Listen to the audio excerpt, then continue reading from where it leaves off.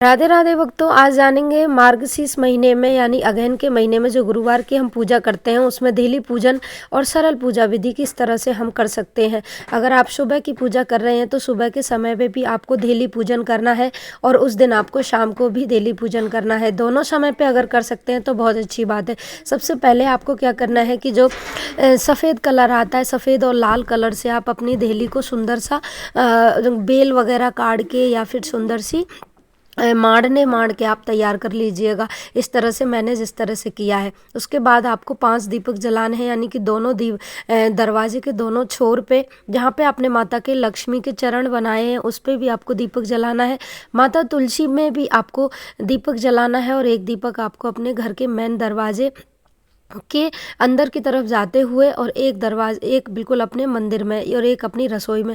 ये 5 दीपक आप पूजा के समय पे जला के रखिएगा, या सुबह पूजा करें या शाम को पूजा करें, अगर दोनों समय पे आप 5-5 दीपक अवश्य रूप से जला लीजिएगा। उस दिन घर में सुंदर सी सजावट करना जैसे हम दिवाली पे करते हैं उसका विशेष ध्यान रखिए। प्रॉपर लाइट अपने घर में शाम के समय पे अवश्य जला के रखिएगा। जितना हो सके उतना आप अपने घर को एकदम क्लीन और साफ सुथरा रखिएगा। रसोई में एक दीपक अवश्य रूप से जलाया जाता है। ये तो हो गई डेली पूजन की बात। अब बारी आती है हमें पूजा की। उस दिन भगवान विष्णु और माता लक्ष्मी की साथ में पूजा की जाती है, तो आप पीला कपड़ा चौकी पे बिछा लीजिएगा। लाल भी चलेगा अगर है तो, और नहीं तो पीला आप जरूर रख लीजिएगा। ये महीना भगवान विष्णु को अत्यधिक प्रिय होता है। जिनके घर में लड्डू गोपाल है वो अपने लड्डू गोपाल को अवश्य रखें। भगवान विष्णु की कोई भी फोटो आपके पास है वो आप रख लीजिएगा। माता लक्ष्मी की फोटो आप अवश्य रखिएगा।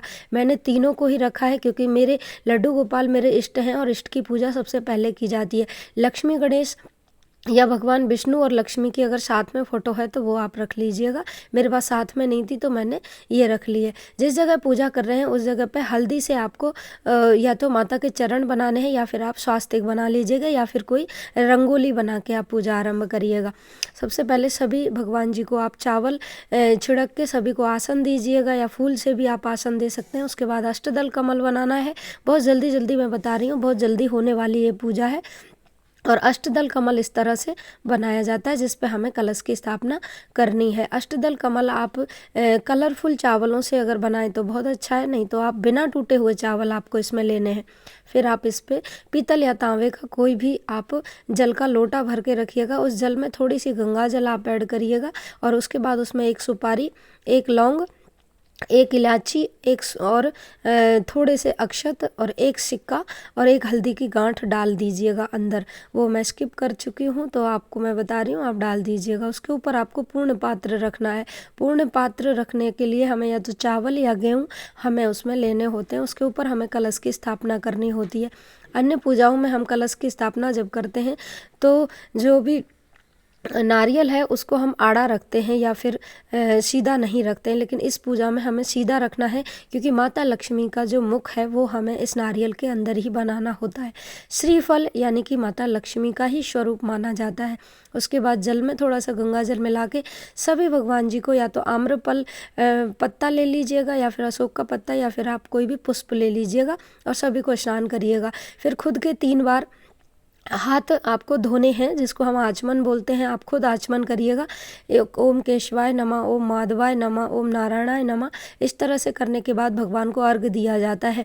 अर्घ देते हैं हम, जो भी ये शंख होता है, शंख से हमें भगवान जी को अर्घ देना होता है, यानी कि सामने हम भगवान के थोड़ा जल डाल देते हैं जिसको हम अर्घ बोलते हैं।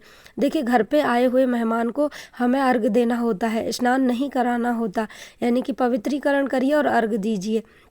तो इससे थोड़ा अलग है क्योंकि भगवान नहाएंगे थोड़ी अपने घर आके, तो वो पहले से नहाए हुए हैं तो हम उन्हें अर्घ प्रदान करते हैं, यानी कि उनके पैर धुलाते हैं। उसके बाद हमें चंदन लगाना है। चंदन का इसमें विशेष महत्व है। पीला चंदन आप ले लीजिएगा। माता लक्ष्मी को सिंदूर आप अर्पित करिएगा। जो मैंने माता लक्ष्मी की फ़ोटो रखी है उसमें मैंने सिंदूर रखा है। अगर आपके पास नारियल नहीं है तो आप कलश की भी डायरेक्ट पूजा कर सकते हैं। कलश में भी माता लक्ष्मी का वास होता है। फिर उनको वस्त्र रूपी कलावा आपको समर्पित करना है। सबसे पहले गणेश जी को की पूजा करते हैं हम लोग। तो गणेश जी को आप वस्त्र समर्पित करें, या आप जनेऊ लाए हैं जनेऊ समर्पित करें। फिर उसके बाद कलश को आप वस्त्र समर्पित करें, क्योंकि उस वस्त्र हम कलश को इसलिए समर्पित कर रहे हैं क्योंकि हमें उसमें माता लक्ष्मी का वास माना है। तो आज माता लक्ष्मी और भगवान विष्णु की पूजा होती है। उसके बाद भगवान विष्णु को जनेऊ समर्पित करें। जनेऊ समर्पित करने के बाद आप सभी भगवान जी को टीका करें। इसमें विशेष होता है हल्दी। हल्दी माता लक्ष्मी और भगवान के विष्णु के लिए हमें समर्पित करनी होती है। जो दीपक है वो सामने ना जल के ये कलश के ऊपर जलाया जाता है। अगर आप कलश के ऊपर पूर्ण पात्र में ये रख के जलाते हैं, ये ज़्यादा फल हमें प्रदान करता है।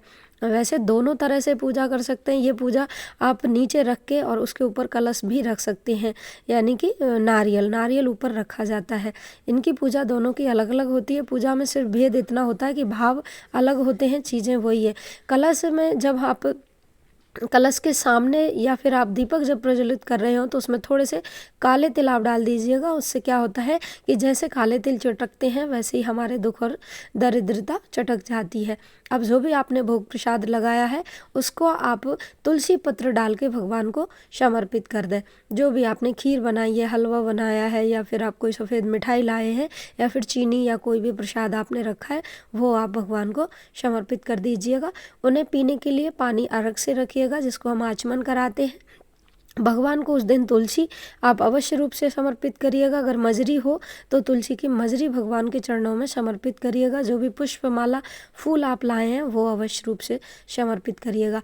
पंचोपचार पूजा की जाती है। पंचोपचार पूजा में सबसे पहले अर्घ आता है, यानी कि जल से चरण धुलाना। उसके बाद चंदन, भगवान को पुष्प समर्पित करना, वस्त्र समर्पित करना और भोग अर्पित करना, और फिर लास्ट में आती है आरती और कथा। इस तरह से हमें पूजा करनी होती है। सरल तरीके से इसको आप 10 मिनट में, 5 मिनट में भी आसानी से कर सकते हैं। उसके बाद आप भगवान की कोई भी जो भी कथा आप पढ़ रहे हैं वो पढ़ लीजिएगा। महालक्ष्मी की कथा पढ़ें और महालक्ष्मी की आरती करें। आरती करते समय ध्यान रखें कि दीपक और कपूर जला के ही आरती करें, और धूप दीप सुगंधित आप अवश्य रखें। उस दिन लाल पीले कपड़े आपको पहनने हैं, काले कपड़ों का आपको परहेज करना है। जो प्रसाद आपने बनाया है वो आप सभी में बांट के शाम को आप बिना नमक का भोजन करें। इस तरह से ये महालक्ष्मी की पूजा करने से घर में रोग, दरिद्रता और ये सब चीज़ें नष्ट हो जाती हैं। घर में सुख शांति की बरकत बनी रहती है, क्योंकि साल में एक दिन ऐसा होता है जिसमें हम माता लक्ष्मी और भगवान विष्णु की साथ में पूजा करते हैं। ये व्रत बहुत ही अधिक फलदायी होता है, अधिक अच्छा होता है। तो वीडियो कैसी लगी वीडियो में बताना ज़रूर।